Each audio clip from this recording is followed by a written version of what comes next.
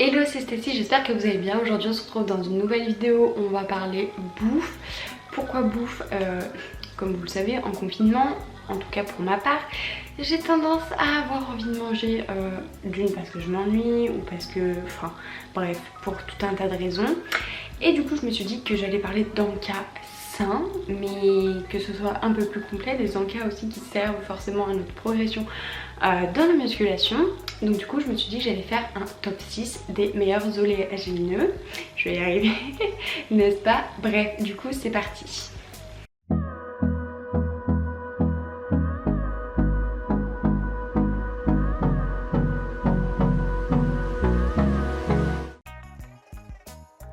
Premièrement, qu'est-ce que c'est qu'un oléagineux? Pour la racine latine qui est oleum, en gros ça veut dire huile. Donc ce sont tous les fruits végétaux dont on va extraire de l'huile, comme par exemple les noix, les amandes. Vous avez aussi tout ce qui est les huiles de sésame, etc. Bon, alors clairement déjà ils sont bourrés de graisse, mais attention, de bonne graisse, donc à ne pas fuir ni à supprimer, parce que clairement le corps en a besoin, dans le sens où ce ne sont pas quelque chose qu'on produit naturellement. Donc en consommer va nous apporter des oméga 3, des oméga 6 qui sont importants. Et c'est ce qu'on appelle du coup des acides gras polyinsaturés, enfin des acides gras essentiels polyinsaturés. Donc voilà pour ça.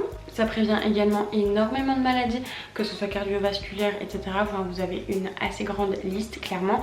Et c'est donc également riche en phytosubstances, autrement dit plantes, donc des nutriments qui aident à diminuer le cholestérol. Donc ce n'est pas négligeable, n'est-ce pas?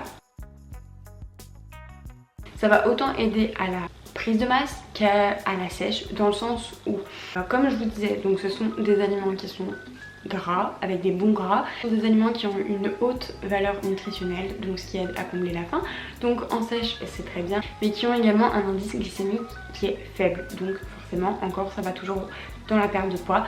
Donc on ne supprime surtout pas le gras, ce n'est pas parce que c'est gras que c'est mauvais pour la santé. Au contraire, pour le coup, ce sont du bon gras, donc on ne le répétera jamais assez. Consommez-en, n'ayez pas peur. Ce sont des aliments qui contiennent énormément de micronutriments, de minéraux, notamment par exemple la vitamine E qui est un antioxydant, je vais pas y arriver avec ce mot là, aussi de la vitamine C, la vitamine B1, B2, B9 ou encore du calcium, du magnésium et du potassium. Pour la musculation, donc on a constaté qu'il y avait une réelle aide à la reconstruction musculaire, pas dans le sens que si vous mangez énormément d'amandes vous allez avoir grave de muscles, mais dans le sens où en gros ça va aider à la vitesse de reconstruction, où les oléagineux ils contiennent de l'arginine qui est elle-même composée d'oxyde nitrique, va aider le corps à faciliter à transmettre les nutriments partout où il y en a besoin. Et donc pour finir dans les aspects qui aident à la musculation, vous avez aussi un effet sur le catabolisme, dans le sens où le taux en acides aminés il est élevé, et donc ça va éviter qu'on catabolise trop vite. Voilà. Donc du coup on va passer au top 6 des oléagineux qui sont donc les mieux pour le grignotage sain, pour progresser en musculation. Et on va commencer en numéro 1 par les cacahuètes. J'ai ma petite liste avec toutes les calories, etc.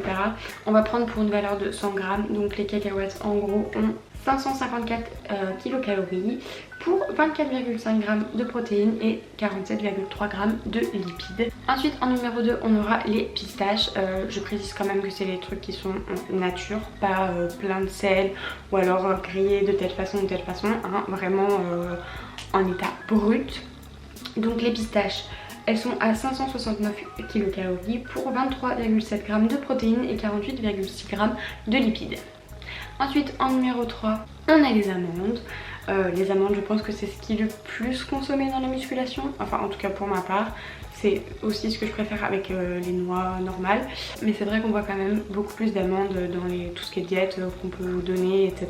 Et donc les amandes elles sont à 593 kilocalories pour 23,6 g de protéines et 52,9 g de lipides. En numéro 4 on a les noix de pécan, qui sont dans les calories les plus élevées entre guillemets, avec 697 kilocalories pour 23,6 g de protéines et 72 g de lipides, donc ce qui est quand même assez conséquent.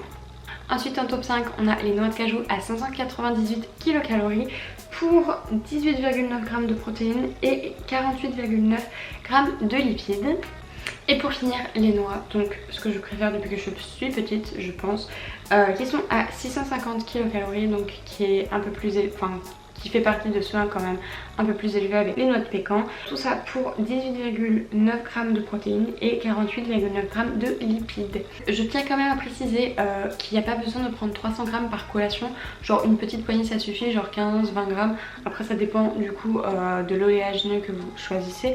Souvent c'est bien d'utiliser au début ou même quand on est vraiment sur une diète stricte ou enfin entre guillemets stricte, j'aime pas ce mot, mais sur une diète un peu plus réglée selon l'objectif, c'est bien d'utiliser une application pour pouvoir tout rentrer et voir exactement quel apport en protéines, en glucides, en lipides que vous avez dans la journée sur la globalité de vos repas en fait.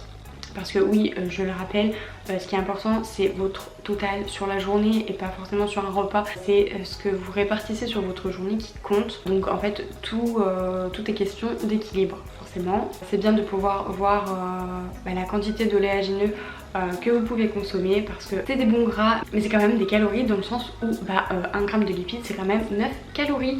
Donc ce n'est pas négligeable et il faut quand même faire attention et gérer ça d'une façon que ce soit positif pour votre progression et pas quelque chose qui vienne entraver tout ça. D'autant plus qu'en prendre davantage ne va pas multiplier les bienfaits.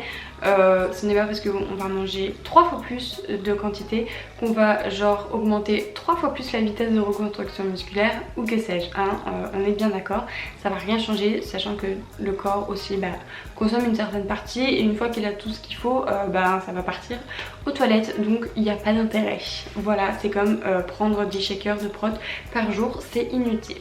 Et surtout, ce qui m'intéresse, c'est de savoir dans le top 6 que je viens de vous faire, lequel est votre préféré. Allez, je vous donne un petit peu de lest, les deux que vous préférez justement. Est-ce que je vais y arriver à parler aujourd'hui? Je ne suis pas sûre, n'est-ce pas?